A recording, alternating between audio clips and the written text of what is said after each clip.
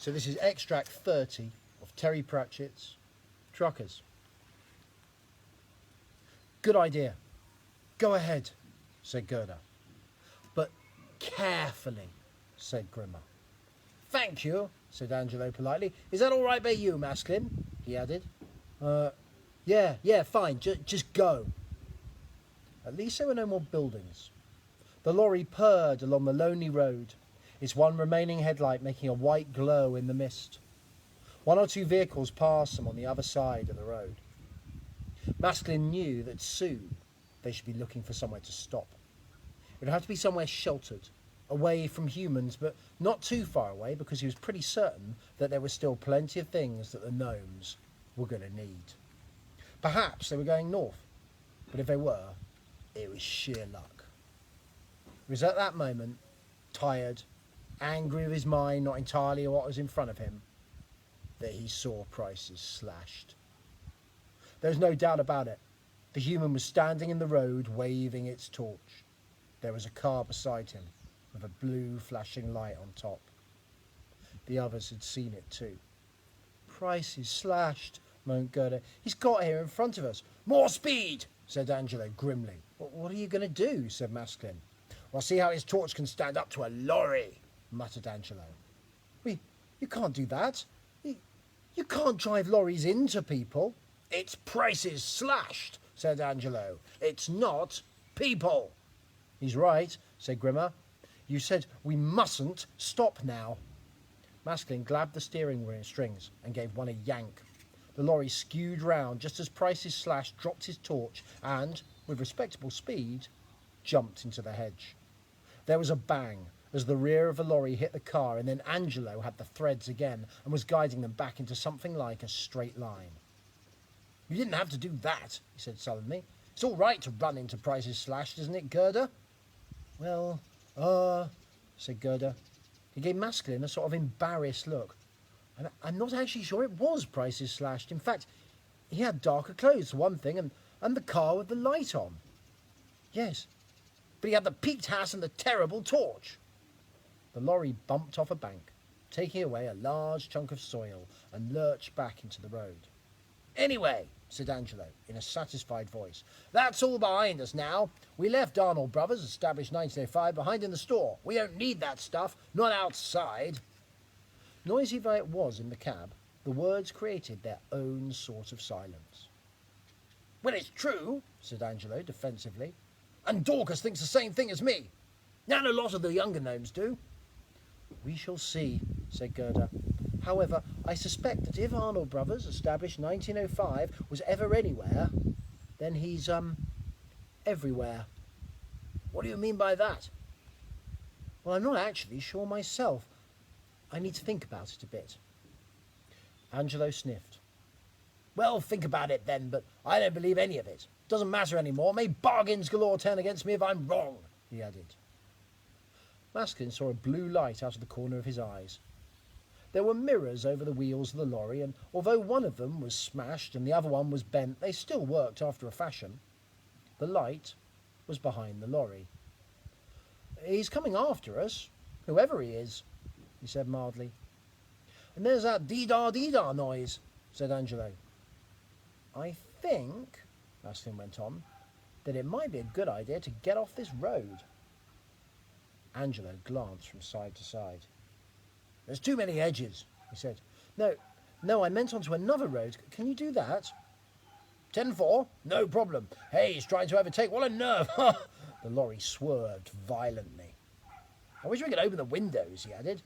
One of the drivers I watched, if anyone behind him honked, he'd wave his hand out the window and shout things. I think that's what you're supposed to do. He waved his arm up and down and shouted, Yagaranga! Don't worry about that. Just find another road, a small road, said Masklin soothingly. I'll be back in a minute. He lowered himself down the swaying ladder to Dorcas and his people. There wasn't too much going on at the moment, just little tugs on the big wheel from the steering groups and a steady pressure on the go faster pedal. Many of the gnomes were sitting down and trying to relax. There was a ragged cheer when Masklin joined them. Dorcas was sitting by himself, scribbling things on a piece of paper. Oh, it's you, he said. Everything working now? Have we run out of things to bump into? We're being followed by someone who wants to make us stop, said Maskin. Another lorry? Car, I think. It's got humans in it. Dorcas scratched his chin. What do you want me to do about it? You used things to cut the lorry wires when you didn't want it to go, said Maskin. The pliers, what about them? Have you still got them? Oh, yes, but you need 2 gnomes to use them. Then I shall need another gnome, Maskin told Dorcas, and then he spoke to him about what he had in mind.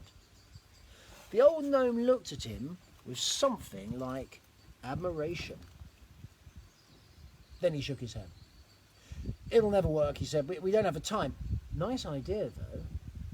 But we're so much faster than humans. We could do it and be back at the lorry before they know. Dorcas grinned nastily.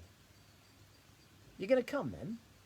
Yes, I'm not sure gnomes who've never been outside the store will be able to cope with it. Dorcas stood and yawned. Well, I'd like to try some of this fresh air stuff that you keep talking about, he said. I'm told it's terribly good for you. If there had been watchers peering over the hedge into that mist-wreathed country lane, they would have seen a lorry coming thundering along at quite an unsafe speed. They might have thought, that's an unusual vehicle. Seems to have got lost.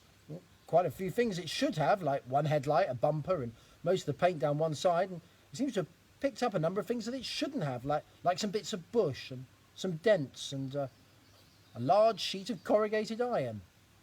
They might have wondered why it had "Roads Works Ahead" sign hanging above one door handle. And they would have certainly wondered why it suddenly rolled to a stop. The police car behind it slowed rather more impressively in a shower of gravel. 2 men almost fell out of it and ran to the lorry, wrenching open the doors. If the watchers had been able to understand human, they'd have heard someone say, "All right, chummy, that's it for tonight," and then say, "Oh, where's he gone? It's just a load of string in here." And then someone else would say, "Oh, I bet he's nipped out and legged it over the fields."